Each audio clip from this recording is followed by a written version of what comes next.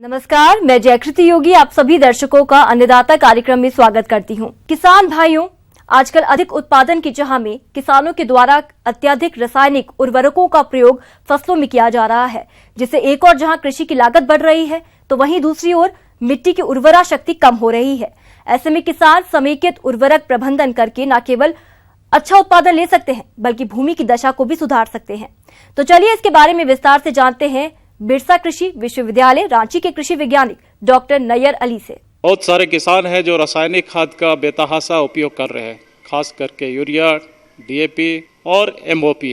खास करके यूरिया का लगातार उपयोग करने से और डीएपी का लगातार उपयोग करने से जो नाइट्रोजनस फर्टिलाइजर है उसको उपयोग करने से क्या हो रहा है, हमारे खेत की उर्वरा शक्ति दिनों दिन कम होती जा रही है। यदि आप 100% रसायन खाद का ही उपयोग करेंगे तो ये देखा गया है कि कालांतर में धीरे धीरे कार्बनिक पदार्थ है उसके अनुपात में कमी हो जाती है और हमारे मिट्टी में जो पाए जाने वाले जो जीवाणु होती है उसकी भी संख्या निरंतर कमी हो जाती है और हमारा जो खेत है वो उर्वरा शक्ति उसकी कम हो जाती है। किसान भाइयों, सबसे पहले तो आप ये जान लीजिए कि समेकित पोषक तत्व प्रबंधन होता क्या है। समेकित या समन्वित पोषक तत्व प्रबंधन फसलों में पोषक तत्व पूर्ति करने की वो विधा है जिसमें सभी स्रोत जैसे रासायनिक उर्वरक, जीवाणु खाद, कार्बनिक खाद आदि का प्रयोग संतुलित मात्रा में किया जाता है, जिससे मिट्टी और पर्यावरण को हानि नहीं पहुंचती और फसलों की पैदावार भी अच्छी होती है। तो किसानों को हम चाहेंगे कि किसान भाइयों आप अपने मिट्टी का भी जांच कराएं। मिट्टी में कितना कौन सा पोषक तत्व है इसकी जानकारी होना किसान के लिए ज़रूरी है, क्योंकि उसी के आधार पे हम नाइट्रोजन का डोज जो होता है, खुराक जो होता है पोषक तत्व का, उसको निर्धारण करते हैं। आज झारखंड और बिहार में जैविक खेती पर भी काफ़ी जोर दिया जा रहा है, लेकिन मैं ये कहना चाहूँगा कि जैविक खेती जो है वो हम लोग कुछ ही फसल में कर सकते हैं, लेकिन यदि जैविक खेती का जो खाद्यान्न फसल है, खास करके जो चावल है, गेहूँ है, ये सब में दलहन है, तिलहन है, ये सब में यदि जैविक खेती पर पूरा हम लोग यदि ले जाएंगे तो ये उत्पादन में काफ़ी ह्रास होने की संभावना है, काफ़ी कमी आने की संभावना है। हम किसान से ये भी कहना चाहेंगे कि नाइट्रोजन का जो स्रोत है उसमें आप निश्चित रूप से 1/3 जो है वो आपका जैविक खाद होना चाहिए। जैविक खाद में आप गोबर का, सड़ा हुआ गोबर खाद का उपयोग करें, वर्मी कंपोस्ट का उपयोग करें या जीवाणु खाद का उपयोग करें या हरा खाद का उपयोग करें, तो 1/3 यानी 33% जो पोषक तत्व नाइट्रोजन के लिए जाए उसका स्रोत आपका जैविक खाद होना चाहिए और 67% के आसपास जो स्रोत है वो रासायनिक खाद से आप उसकी पूर्ति करें। हम ये कहना चाहते हैं कि हरी खाद में जो ढेंचा है वो काफ़ी नाइट्रोजन खास करके तत्व जो है वो काफ़ी मात्रा में खेत में, मिट्टी में वो दे देता है। तो इसमें हम रासायन खाद का उपयोग कम से कम 50% और नाइट्रोजन का कम कर देता है और उससे उर्वरा शक्ति बढ़ती है। सिर्फ नाइट्रोजन ही नहीं बल्कि अन्य तत्व जो है उसकी भी पूर्ति होती है। ढैंचा की फसल को हरी खाद के रूप में उगाने से 80 से 100 किलोग्राम नाइट्रोजन और 30 किलोग्राम फास्फोरस प्रति हेक्टेयर प्राप्त हो जाती है। धान की फसल में हरी खाद लगाने से फास्फोरस और पोटाश की 10 से 12% तक की बचत की जा सकती है। और जो गोबर खाद करीब हम लोग 10 टन के आसपास किसानों को बोलते हैं कि प्रति हेक्टेयर के वो दर से दें। आपको पता होगा कि गोबर खाद में नाइट्रोजन, फास्फोरस और पोटाश तत्व के अलावे कई ऐसे तत्व होते हैं जैसे मैग्नीशियम होते हैं, जिंक होते हैं, बोरन होते हैं और कई तरह के जो 16 तत्व होते हैं उनकी भी पूर्ति गोबर खाद करता है। वर्मी कंपोस्ट उसकी पूर्ति करता है। और जहाँ पे दलहन की खेती आप कर रहे हैं तो निश्चित रूप से आप जीवाणु खाद का प्रयोग करें। जैव उर्वरकों के उपयोग से लाभ। जैव उर्वरक वायुमंडलीय नाइट्रोजन स्थिरीकरण में वृद्धि करते हैं और मृदा में उपस्थित फास्फोरस की उपलब्धता को फसलों के लिए बढ़ाते हैं। राइजोबियम के प्रयोग से दलहन एवं तिलहन फसलों जैसे सोयाबीन, मूंगफली, चना, मटर, मूंग, उड़द, मसूर की पैदावार में 10 से 25% की वृद्धि की जा सकती है। दलहन फसलों में राइजोबियम फसल की 80% नाइट्रोजन आवश्यकता पूरी कर सकता है। एजोटोबैक्टर केला, पपीता, आलू, प्याज, टमाटर, भिंडी, गन्ना, कपास, तंबाकू, मक्का, ज्वार, बाजरा, गेहूं, धान आदि फसलों में प्रयोग किया जाता है। एजिटोबैक्टर स्वतंत्र रूप से पौधों में नाइट्रोजन स्थिरीकरण करते हैं। इसके प्रयोग से विभिन्न फसलों को 15 से 20 किलोग्राम नाइट्रोजन प्रति हेक्टेयर मिलती है। एजोस्पिरिलियम धान, गन्ना, मोटे अनाज, कपास, कद्दू वर्गीय एवं उद्यानिकी फसलों में इसका प्रयोग किया जाता है। इसके प्रयोग से फसलों में 10 से 15% तक की उपज में वृद्धि होती है। नील हरित शैवाल धान के लिए एक महत्वपूर्ण जैव उर्वरक है। ये एक विशेष प्रकार की काई होती है। नील हरित शैवाल के प्रयोग से धान में 25 से 30 किलोग्राम उर्वरक नाइट्रोजन के बराबर नाइट्रोजन मिलती है और उपज में 10 से 15% की वृद्धि होती है। इसके प्रयोग से मृदा में फास्फोरस की उपलब्धता बढ़ती है तथा अम्लीय भूमि में आयरन की विषाक्तता कम होती है। पीएसबी कल्चर ये सूक्ष्म जीवाणु निम्न पीएच मान के कार्बनिक अम्ल छोड़ते हैं, जिसे मृदा में उपस्थित अघुलनशील फास्फोरस घुलनशील फास्फोरस में परिवर्तित हो जाता है और फसल के लिए उपलब्ध होता है। इसके उपयोग से फास्फोरस की उपलब्धता में 10 से 30% की वृद्धि होती है। पीएसबी कल्चर का प्रयोग धान, गेहूं, चना, मटर, आलू, गन्ना आदि फसलों में बहुत उपयोगी पाया गया है। जैव उर्वरकों का प्रयोग बीज उपचार, सीधे मिट्टी को उपचारित करने में या फसलों पर सीधे छिड़काव करके कर सकते हैं। जीवाणु खाद आपका बिरसा कृषि विश्वविद्यालय का जो रसायन विभाग है, वहाँ से जीवाणु खाद आपको दलहन के लिए बहुत आसानी से मिल रहा है। किसान भाइयों, हम ये कहना चाहेंगे, खास करके हमारे झारखंड का जो मिट्टी है वो अम्लीय है, इसलिए किसान भाइयों को हम ये कहना चाहेंगे 2 से 3 कुंटल चूना जो है प्रति हेक्टेयर के दर से हर एक साल आप जब बुआई कर रहे हो तो लाइन में आप उसमें चूना का पाउडर डाल देंगे 2 से 3 कुंटल प्रति हेक्टेयर के दर से, तो आपको दलहन की खेती बहुत सफलतापूर्वक हो जाएगी।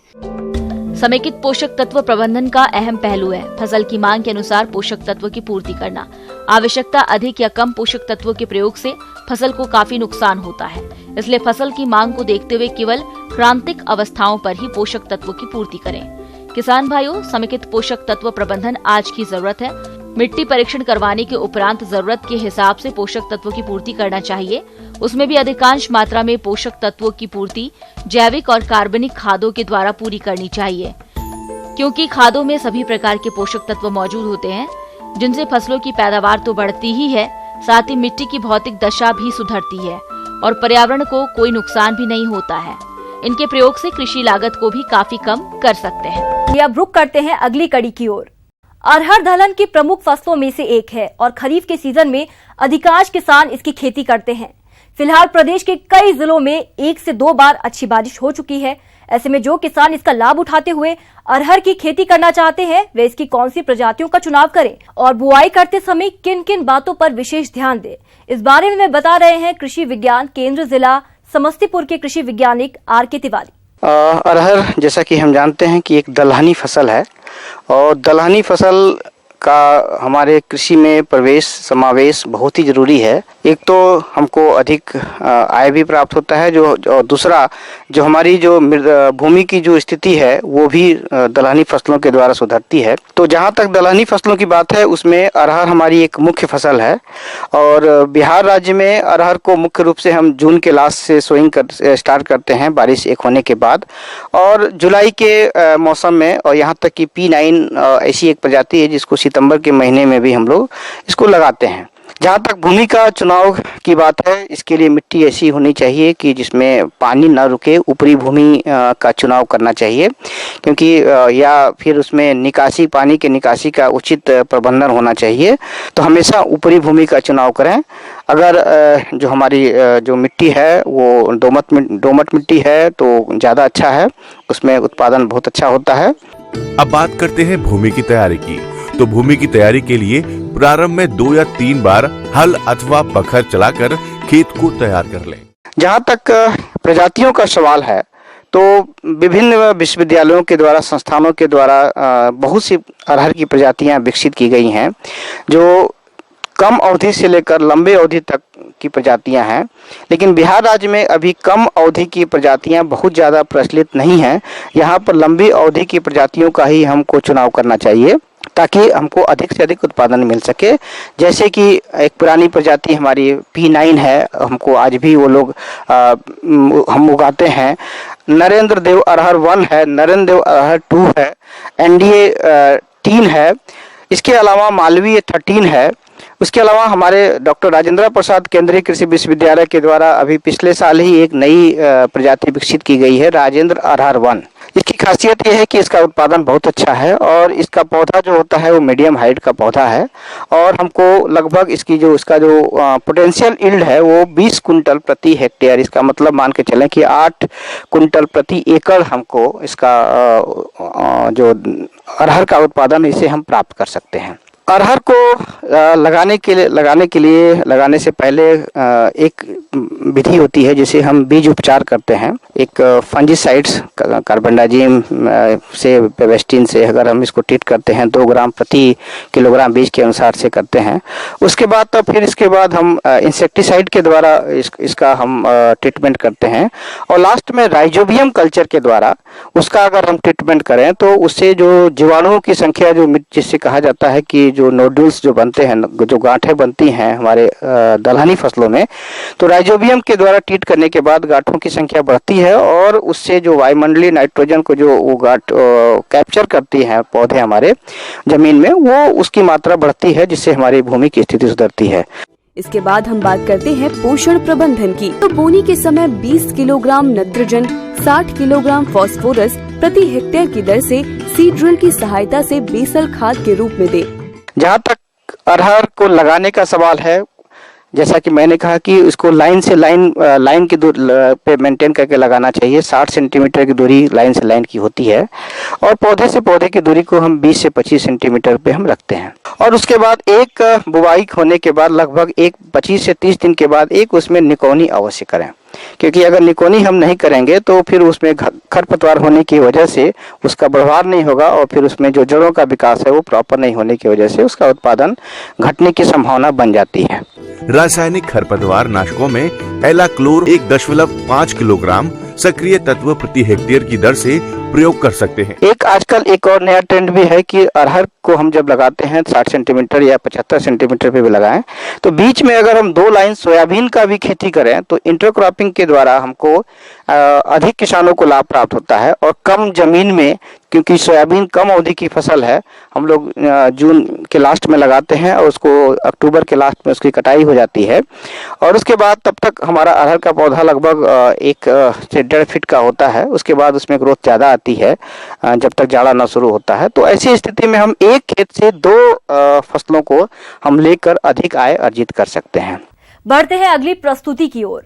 प्रदेश के बहुत से किसान भाई दुधारू पशुओं का पालन करते हैं, लेकिन उनकी उचित देखरेख के अभाव में पशु विभिन्न रोगों के चपेट में आ जाते हैं। इन्हीं रोगों में से एक है थनैला रोग, जो कि अधिक दूध देने वाले पशुओं में आमतौर पर देखा जाता है। इस रोग से ग्रसित पशु दूध देना कम कर देता है, जिससे पशु पालकों को हानि उठानी पड़ती है। इसीलिए किसान अपने दुधारू पशुओं को इस रोग से कैसे बचाएं, आइए जानते हैं पशु वैज्ञानिक डॉक्टर श्रद्धा श्रीवास्तव से। किसान भाइयों, आज हम थनैला रोग के बारे में विस्तार से चर्चा करेंगे। थनैला रोग पशुओं में होने वाला साफ सफाई ना रखने के कारण बैक्टीरिया से होने वाला एक बीमारी है। पशु को दूध दुहने के पश्चात 5 से 10 मिनट तक के उसके जो पोर्स होते हैं थनों के, जहाँ से दूध बाहर आता है, खुले हुए होते हैं, तो उनसे इन्फेक्शन जो है वो अंदर चला जाता है और बैक्टीरिया अंदर चले जाते हैं। एक जीवाणुजनित बीमारी है जिससे बैक्टीरिया अंदर चले जाते हैं और पशुओं में रोगों होने की संभावना इस समय पर बहुत प्रबल होती है। और अगर दूध की मात्रा ही कम हो जाए तो ये इसी उससे समझ सकते हैं कि किसानों की जो है इकोनॉमी कितनी प्रभावित होती है, क्योंकि वो अपने फायदे के लिए ही किसान भाई जो है वो पशुओं को पालते हैं। किसान भाई, थनैला रोग दुग्ध व्यवसाय के लिए सबसे बड़ा भारतवर्ष में गायें, भैंसे एवं अन्य पशु इस रोग से पीड़ित। इसके कारण दुग्ध उत्पादकों को कई हजार करोड़ रुपए का नुकसान इस बीमारी से होता है। थनैला रोग कई प्रकार के जीवाणु संक्रमण के कारण फैलता है। थनैला रोग की गंभीरता को देखते हुए पशुपालकों के लिए जरूरी हो जाता है कि आप इस रोग को पहचानें। जैसे शुरू में क्या होता है, पशु का दूध निकलना तो कम होता ही है और आपको थन जो है वो गरम महसूस होता है और एक बार इन्फेक्शन होने के बाद पशुओं के थनों में सूजन आ जाती है, दूध निकलना कम हो जाता है, जिससे सबसे पहले पहचान किसान भाई इसे उससे कर सकते हैं कि दूध जो है उसकी मात्रा उस थन से कम हो जाती है, रुक रुक कर आने लगता है, जो दूध है वो फट जाता है, जिसमें लेकिन इस स्टेज तक आते आते शुरू में लोगों को उसमें दूध में आपको थक्के जमे हुए दिखाई देते हैं, तो कुछ गठाने से महसूस होने लगती है, कुछ कड़ापन महसूस होने लगता है। पशुपालक भाइयों, जैसा कि ये कहावत है कि उपचार से रोकथाम भला, तो आपको इस थनैला रोग से बचाने के लिए कुछ सावधानियां रखनी पड़ेंगी। तो किस प्रकार से करें अपने पशुओं का थनैला रोग से बचाव, आइए जानते हैं। थनैला रोग की रोकथाम और बचाव के लिए हमें पशुओं के थनों को अच्छे से दूध दोहने के पश्चात अच्छे से साफ करना चाहिए, पोटेशियम परमैंगनेट का घोल बनाना चाहिए और उसके बाद उसको एक कपड़े में लेके या रुई में लेके उसको अच्छे से साफ करना चाहिए और 5 से 10 मिनट तक पशु को बैठने नहीं देना चाहिए, जैसा कि मैं पहले भी बता चुकी हूँ। और अगर किसी पशु में उसके बाद भी थनैला रोग हो जाता है तो आपके पास अगर ज़्यादा पशु हैं तो उस पशु का आपको सबसे अंतिम में दोहन करना है, और अगर उसके बाद भी अगर आपके पास और भी ज़्यादा पशु उसके बाद बचते हैं तो आपको हाथों से अच्छे से धोना है, अच्छे से वॉश करना है, प्रॉपर स्टेरिलाइज मतलब अच्छे साबुन से हाथ धोने के बाद ही किसी दूसरे पशु का दूध निकालना है। जो दूध धो रहा है उसके नाखून जो है वो ज़्यादा बड़े नहीं होने चाहिए, क्योंकि अगर उसके नाखून बड़े होंगे तो ये उसके थनों में जख्म पैदा कर सकते हैं, और एक बार जख्म होने के बाद उसमें फिर जैसे आप सभी जानते हैं कि उसमें फिर वो छोटे छोटे कृमि हो जाते हैं, लार्वा डेवलप हो जाते हैं, इनको मैगेटेड वुंड बोलते हैं, फिर उसका उपचार जो है वो और मुश्किल हो जाता है। इसलिए हमको क्या करना है, पशुओं के मलमूत्र को वहाँ इकट्ठा नहीं होने देना है। गोबर को आपको हर समय पर हर थोड़ी देर में उसको साफ करना है।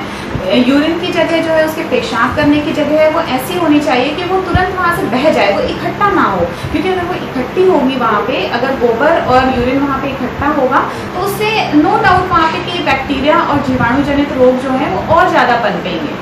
तो इसलिए आपको उनको तो सबको अच्छे से साफ सफाई करना ही है। जहाँ भी आप अपने पशु को बांधते हैं तो आपको पशु को भी साफ करना है। जैसे पशु के थन को अगर आप पोटेशियम परमैंगनेट से नहीं कर पा रहे तो आप गर्म पानी से भी उसको साफ कर सकते हैं, उसको गर्म पानी से साफ करके, और आप इस रोग से आसानी से बचाव कर सकते हैं। यदि गाय भैंसों में थनैला रोग हो जाता है तो आप किस प्रकार से करें इनका उपचार, चलिए ये भी हम आपको बताते हैं।